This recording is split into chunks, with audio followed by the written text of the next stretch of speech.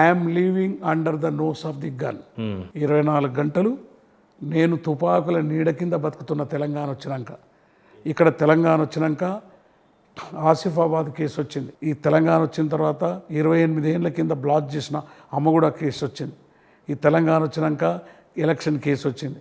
ఈ తెలంగాణ వచ్చినాక 32 కేసులు రివైజ్ అయినాయి. ఈ తెలంగాణ వచ్చినాక రాత్రికి రాత్రి ఎన్ఐఏ వచ్చి నా ఇల్లుని అటాక్ చేసి అక్కనాడు మూలకు గంటల తరబడి నిలబెట్టారు. నేను ఎప్పుడు ఇంట్లో ఉండలే ఈ 10 ఏళ్ళ నుండి, ఎప్పుడు రోడ్డు మీదనే, ఎక్కడనో హోటల్లోనో, ఆఖరికి హోటల్లో పనిచేసిన, కూలి పని చేసిన 10 ఏళ్ళ నుండి తిరిగిన. అంత ఆనందంగా తెలంగాణ రాగానే గర్మే నైసోగే.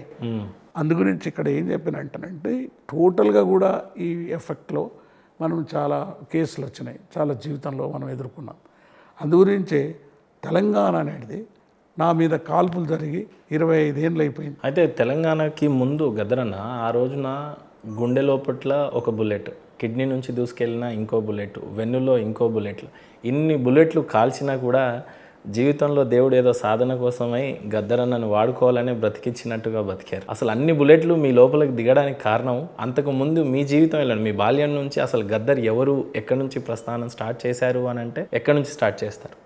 అసలు మీ జీవితం ఏంటి? ఇప్పుడు ఎవరైనా కానీ సపోజ్ ఇప్పుడు మీకు ఇది అవుట్ ఆఫ్ రికార్డ్ కావచ్చు, మీ జీవితం గురించి చెప్పినప్పుడు చిన్నగా 2 మాటలు, ఆ పరిణామ క్రమంలో ఆ జీవితం తెలిసినోనికి అర్థం చేసుకుంటాడు. అంతే. నేను ఇంజనీరింగ్ చదువుతూ ఢిల్లీ దర్బార్ హోటల్లో 2 అవర్స్ సర్వర్గా పనిచేసేవాడిని.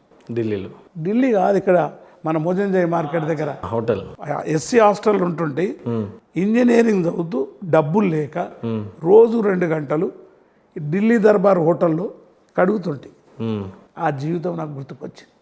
సో అందుగురించే సిద్ధాంతమే ముఖ్యం. సిద్ధాంతం చాలా స్ట్రాంగ్ సిద్ధాంతం తీసుకున్నా, అది నక్సల్బరీ సిద్ధాంతం ద్వారా ఉద్యమం చేయాలని. అలనాడు దళంలో ఉన్నప్పుడు పిల్లలు, మీకు 3 పిల్లలు, వాళ్ళని చూడాలని కానీ మీరు పెంచినట్టు కూడా దాఖలాలు లేవు. అన్నీ మీ ఆవిడే దగ్గరుండి చేసి తల్లి తనే అయింది, తండ్రి తనే అయి పెంచింది. ఆ రోజు జీవితం ఎలా ఉండేది మీది? చాలా బాధాకరమైనది.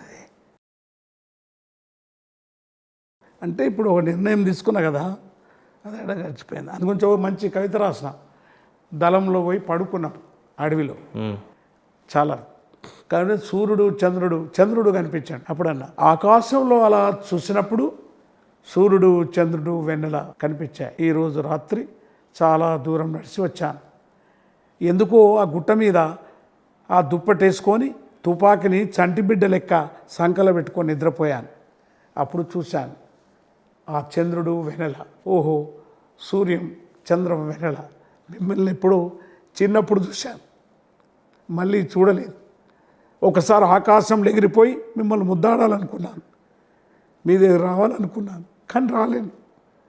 అయినా అదిగో చూడు పసుల వెనుక ఎంతోమంది పిల్లలు, అదిగో చూడు చెల్లెళ్ళు, అదిగో చూడు అడవిలో ఒక్క టవాలు కట్టుకొని బతుకుతున్నా నీ చెల్లెలను చూసి మురిసిపోతున్నాను.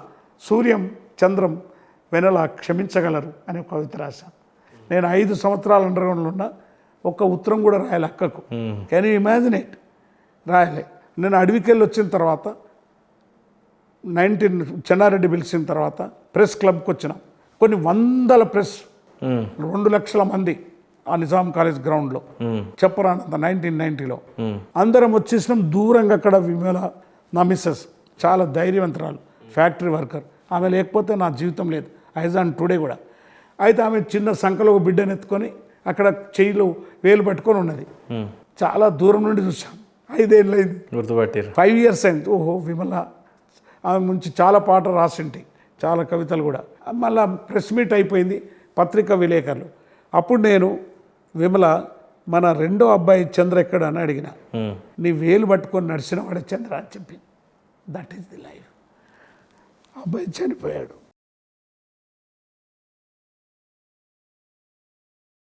అంటే జీవితం అట్లా ఉండదు. కరెక్ట్ కదా. చనిపోయాడు అతను. MBBS 3rd year చదువుతుండే. చాలామంది మూర్ఖులు అనుకున్నట్టు, ఓ కొడుకు అమెరికాలో, ఓ కొడుకు లండన్లో ఉన్నాడు. అరే విధవల్లారా, మీరేమంటే ఓ కొడుకు స్వర్గంలో ఉన్నాడు. Gold medallist, MBBS 3rd year చదివాడు. తో నేను ఎందుకు చెప్తున్నా అంటే ఈ సందర్భం వచ్చింది కాబట్టి people will talk like anything. మీరు అంటారు కదా 5 ఏళ్ళు చూడలే. అదే ఫైరింగ్ జరుగుతున్నప్పుడు అక్క కొట్లాడుతుంది, అట్లుండాలి ఉమెన్ అంటే. వాడిని గల్లబట్టి పడేసింది. నా వెన్నెల ఇప్పుడున్న డాక్టర్, ఆమె పిహెచ్డి చేసింది. ఆమె వాడిని కారు వెంబడించింది. నా కొడుకు సూర్యం అంటే సూర్యుడు చంద్రుడు వెన్నెల సేమ్ పేర్లే పిల్లలకు పెట్టి పిల్లల పేరు. సూర్యుడు వాడు ఎత్తుకొని పోయాడు. ఇప్పుడు ఏం పని చేస్తారు? ఏం లేదు, అతను ఒక మామూలు క్లర్కు, ఈ అమ్మాయి ఇప్పుడు నేను పెట్టిన స్కూల్ నడిపిస్తుంది. అక్క పెన్షను, ఆమె నడిపింది మమ్మల్ని. అంటే ఒక ఆశయం కోసం నడిపించేటువంటి పిల్లలు అందరూ చూడాలంటే ఏడు చూస్తావు? చూడలే. అందుగురించి నేను చెప్పేది ఏంటంటే ఈ సమాజంలో అంత సాక్రిఫైస్ చేయాలి కదా, అందుకు ఇంత టఫ్గా ఉంటా. నీ ప్రైమ్ మినిస్టర్ కానీ, చీఫ్ మినిస్టర్ కానీ, డీజీపీ కానీ, ఎవరు కానీ ఒక్కసారి నా గోసి గొంగడి గజ్జలు వేసుకొని ఆ గొడ్డలు పట్టుకున్నప్పుడు ఈ ప్రపంచంలో నన్ను ఎవరు ఆపరు. కొట్టాడుతూనే ఉంటా. Nobody will stop me. ఇవాళ కూడా ఈ 76 ఏళ్ళ కూడా నా మనసు కాలిపోయినాడు.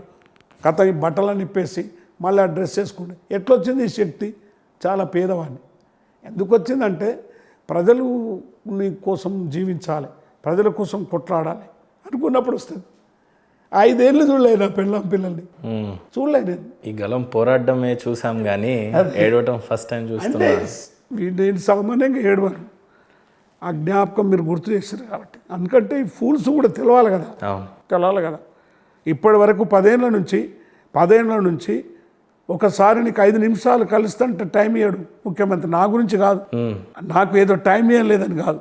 ఏనాడు ముఖ్యమంత్రిని మీరు ముఖ్యమంత్రి అయిన తర్వాత సచివాలయంలో కానీ లేకపోతే ఆ ఫామ్ హౌస్ మీకు చాలా దగ్గరనే మీరుంటున్న ఇల్లుకి, ఏనాడు ఆ గేట్ దగ్గరికి మీరు వెళ్ళలేదా? గేట్లోకి రాణిస్తే కదా, చలో పద మీ కెమెరాలు తీసుకో, నీకు అంత ధైర్యం ఉందా? రేపు పొద్దున్న రా, నీ కెమెరాలు నువ్వు తీసుకొని రా. నువ్వు అంటున్నావు కదా నీకు అంత పెద్ద ఇప్పుడు సిగ్నేచర్ చేస్తున్నావు కదా, నేను అక్కడికి వెళ్తా గేట్ కాడికి, రాణిస్తాడా? That is our chief minister, that is feudalism. కారణం ఏంటి? గద్దరన్నని కేసీఆర్ కనీసం గేట్ దగ్గరికి కూడా రానివ్వకు అంటే రాజులు ఎప్పుడు వాడికి గులాం ఉండాలి, నీ బాధ్యతలు ఉండాలి. వాడిని ప్రశ్నిస్తే పిల్లం కూడా అట్లనే ఉండాలి. ఏం వయా నువ్వు ఏం చేసినావు అంటే ఇంటికి పొమ్మంటాడు.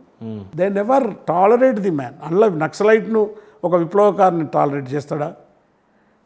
1 CR 2 CR is equal to KCR. Dollar అయిపోయిందిరో నా తెలంగాణ, దొరల పాలయ్యిందిరో నా తెలంగాణ.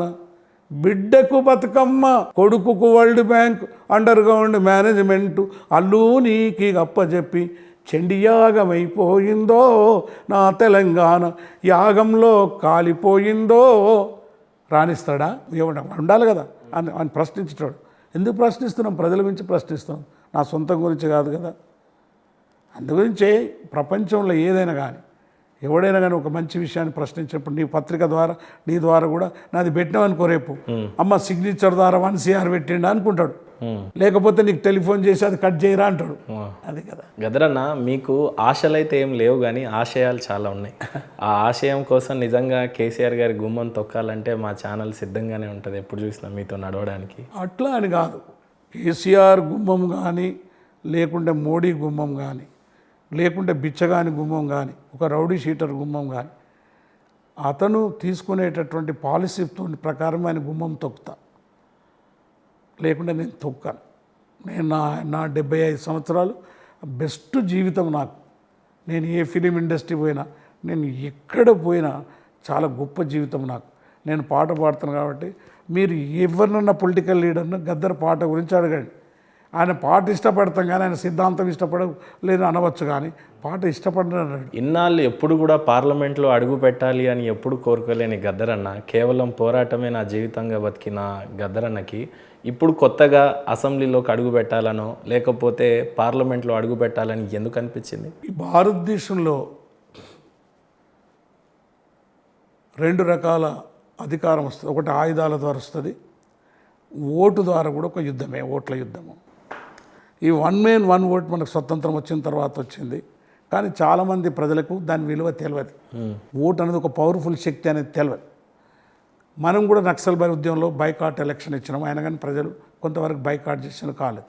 కానీ నాలాంటి పోయేటి ఒక జర్నలిస్ట్, ఒక మీడియేటర్గా పనిచేసేవాడు అవకాశాలు వచ్చిన ప్రతిదాన్ని చేసుకోవాలి. నేనే కాదు, రష్యాలో కూడా డ్యూమా అని ఒక పరిస్థితి వచ్చినప్పుడు లెనిన్ కూడా ఎన్నికలకు పోయాడు. ఒకవేళ తాత్కాలికమైనటువంటి పరిస్థితులు వచ్చినప్పుడు మనం పాడాలనుకున్నప్పుడు నువ్వు చట్టం చేసే దగ్గర కూడా పోయి కొట్లాడేవాడు కావాలి. ఈరోజు ఇప్పుడున్న పరిస్థితులలో మొత్తం world bank, IMF, multinational company, WTO, FDI, crony capital వచ్చిన తర్వాత ఓటును కూడా బంధించబడ్డది. మనీ, మీడియా, మాఫియా, కోఫియా, తోఫియా బంధించేశారు. దాన్ని విడిపించడానికి పోతున్నాడు ఆయన.